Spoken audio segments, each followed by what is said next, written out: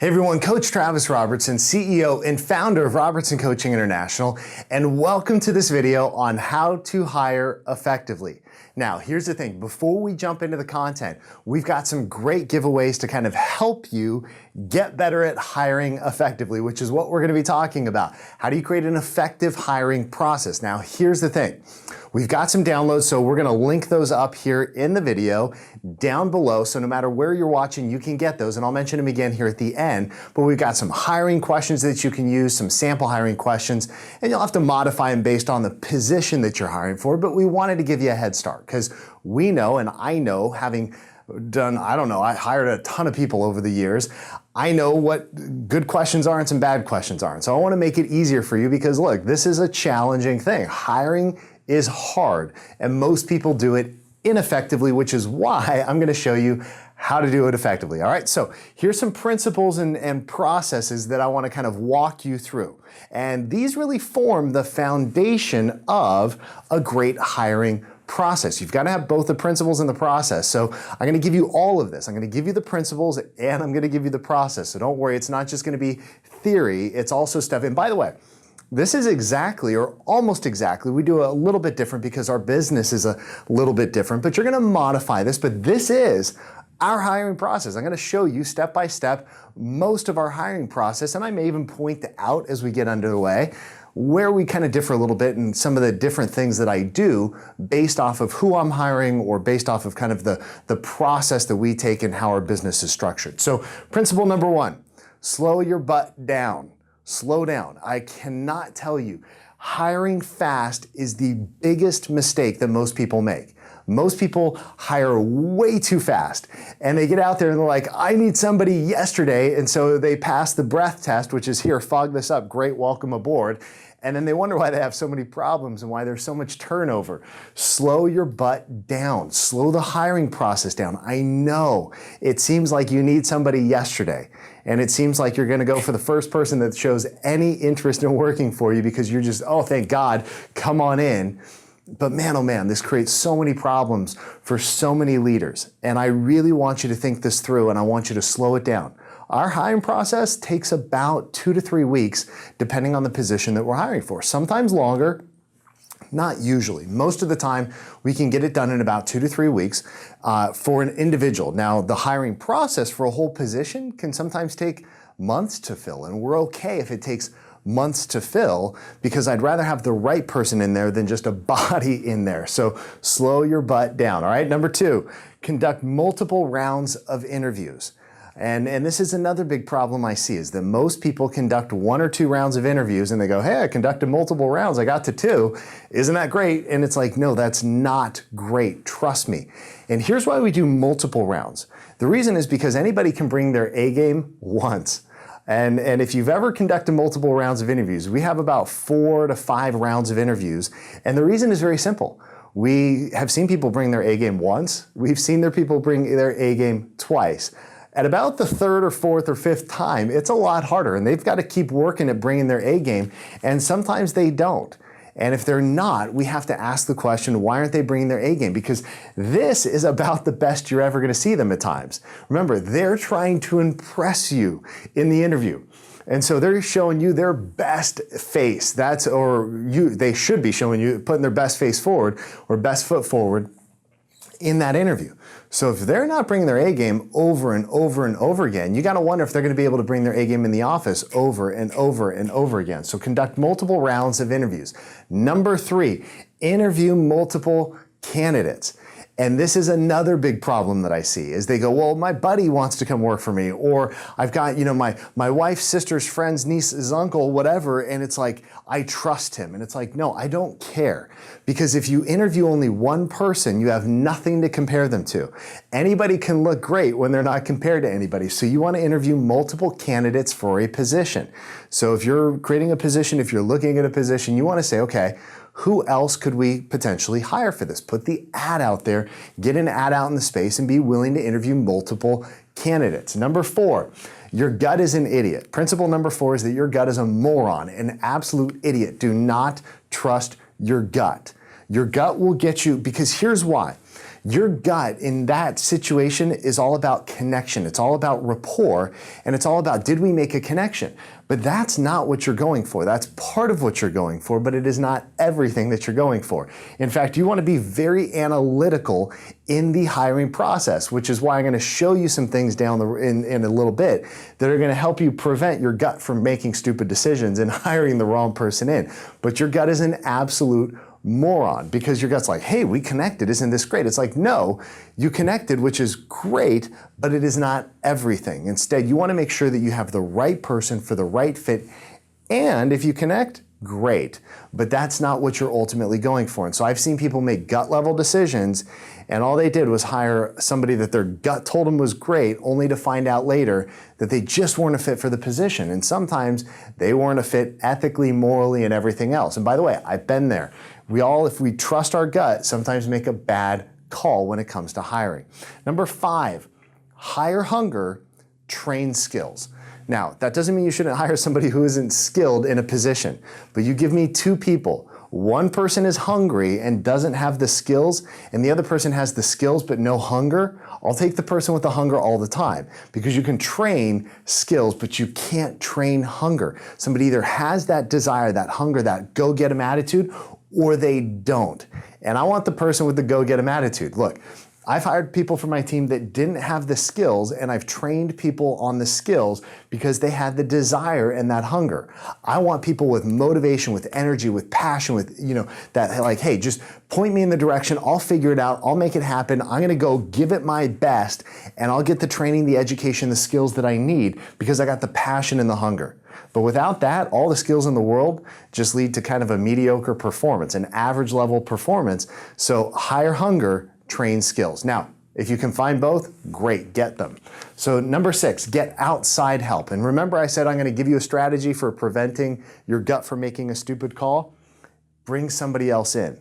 Now, we do team interviews. So every time when you get to a certain round, I'll show you this in the actual process, we do a team level interview where I'm going to pull in key people who might be interacting with somebody, or key people who I want to kind of get their perspective on. And it doesn't necessarily mean people that are going to report to this person or that this person is going to be working under, so might even not even necessarily be a direct manager, though usually that person does get pulled in. But it can be people from all over the organization who I want to just give a different perspective or ask them questions. So I will always get outside help. I will always do a team level interview. Now, when I didn't have a team and when it was just me kind of starting the company, or me and Lisa starting the company, number 1, Lisa was always involved, but I would sometimes pull in an advisor, a business coach. So we do this for our clients. Our clients will bring our team of coaches in to help them in their hiring process. I sometimes interview the clients that I work with, and all of our coaches do the same thing, is they say, hey, look, when you get to that final round,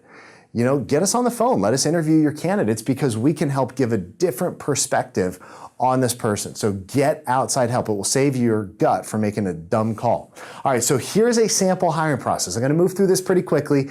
This is very close to our hiring process. Not exact, but very close to our hiring process. Now, that wasn't all supposed to pop up at once, but apparently it did. So here's where we go. Number 1. Write a better position description and ad. You always want to write better job descriptions and ads. Do not settle for a paragraph. A paragraph sucks. If you want to see how we write our job ads, go to travisrobertson.com/careers. travisrobertson.com/careers. Now, I don't know at the time that you're going to be watching this which ads we have up there, but we usually always have something up there. So go up there, take a look, and because we're always hiring for something. So do go take a look at that and see what an actual job, and this is what we do for every position, you guys. A simple paragraph doesn't do it. So you're going to get way too many applicants who aren't qualified. A great job ad is going to help you filter candidates very quickly, and it's going to weed some people out, and you're going to be able to tell very quickly who's just bulk applying to a lot of different things that you're hiring for. So do go check out how we do it at travisrobertson.com/careers. Number 2, review applications and disc profiles. Now, here's where we do it. We do disc profiles at the very beginning. I won't even review, and I still do most of the hiring on the team still, and that won't always be the case, but right now I do. And so I won't even review an application until they fill out a DISC profile. Now that's just me. Some people move DISC profiles further into the hiring process. I like it up front because if they can't get me an application and a DISC profile, if they're not willing to invest the time to learn a little bit about themselves with a DISC profile, why on earth do I want to talk to this person? So I do them up front. Some people move them back, but this is where I find that it is very valuable, and I don't have to review applications for people that don't really want the position. So it's kind of a win-win. Saves me time because I'm not sitting around bored, and you probably aren't either.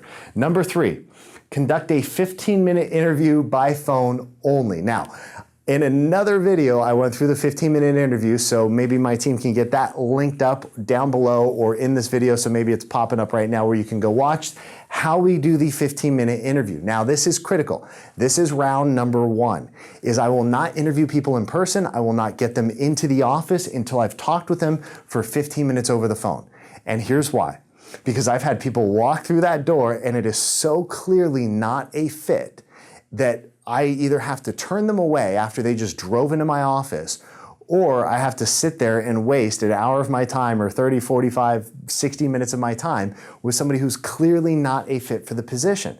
So this allows me to just weed out those quick, split-second decisions where they walk through the door and you're like, oh no, not this, no. You don't even have to say words, and I just know, no. So this saves me from that because I wasted way too much time. It's a technique I developed years ago when I was in the tech world and interviewing programmers and a lot of different people for our departments. I mean, it was a nightmare watching some of those people. I was like, I am way too busy to waste time on these interviews. So the 15-minute interview saved my butt. Number 4 is a 45 to 60-minute phone or in-person interview. Now, I do a phone interview here. So I do the 15-minute phone interview, then I do round number 2 is a 45 to 60-minute phone interview. And that is structured very simply. First 45 to 50 minutes, I'm gonna ask you questions. You don't get to ask me questions, I'm gonna ask you questions.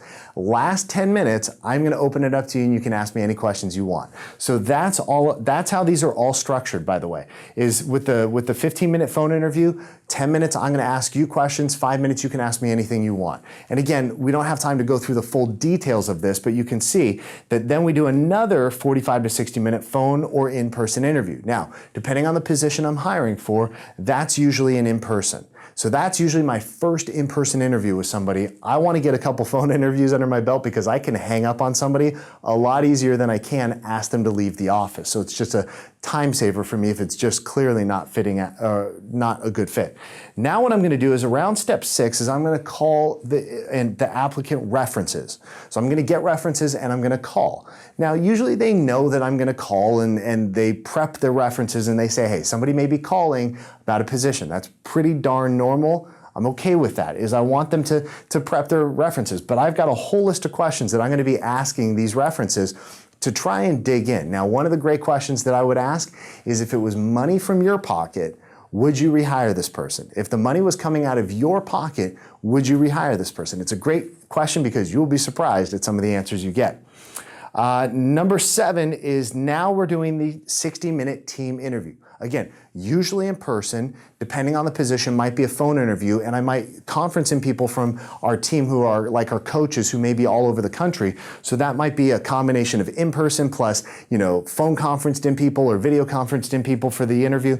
But that's a great way of just getting other people outside perspective, whether a business advisor or somebody else. Number 8, dinner with the significant other. Not always applicable, not always relevant, but when possible, meet the significant other. And so Lisa and I will take people out to dinner if they have a significant other. And the way I define significant other is this. If you're just casually dating, I don't need to meet your significant other. But if you're shacking up or married, I want to meet the significant other because you're going home to them every day. Which means I need to know a little bit about your home life, because does your home life impact your work life? Absolutely. So I need to know, are you married to somebody who's bat crap crazy, because that's going to impact potentially your performance. And now very rarely is this ever an issue. but there have been a couple of times where we have done a dinner with a significant other, and Lisa has said, nope, not gonna happen. Like there's something off with this relationship, there's something off with this couple.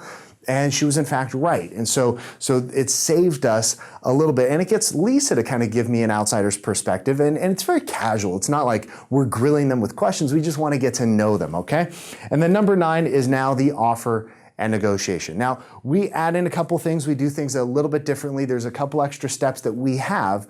But imagine if you were to do these steps, how much better your hiring process would be, and how much better the people who join your team would be, and how much better your culture would be, because you're making sure that it's a fit all the way around. Now, here's some next steps for you, some action steps. I'm going to challenge you. Number 1 is this: download the sample interview questions. We'll get that linked up probably somewhere over here and down below.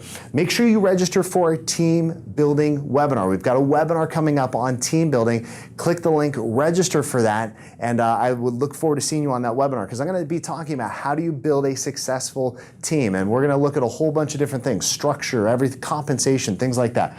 Then join us at one of our live events. We've got a whole bunch of live events coming up in different cities all over the country. Do check our website. We'll link those up as well, and get your free coaching session. Don't delay. We've got great coaches, great people who can get on the phone with you for a period of time and talk with you about your business. This isn't just a glorified sales pitch. We're actually talking to you about solving a big need that you have and showing you what it is that we could do for you. So do make sure you grab your free coaching session. And I will look forward to seeing you in a future video. Now remember, if you just believe in yourself half as much as I believe in you, you have an amazing career, amazing business, amazing life ahead, and it is an honor to serve you as a part of this. Take care, you guys.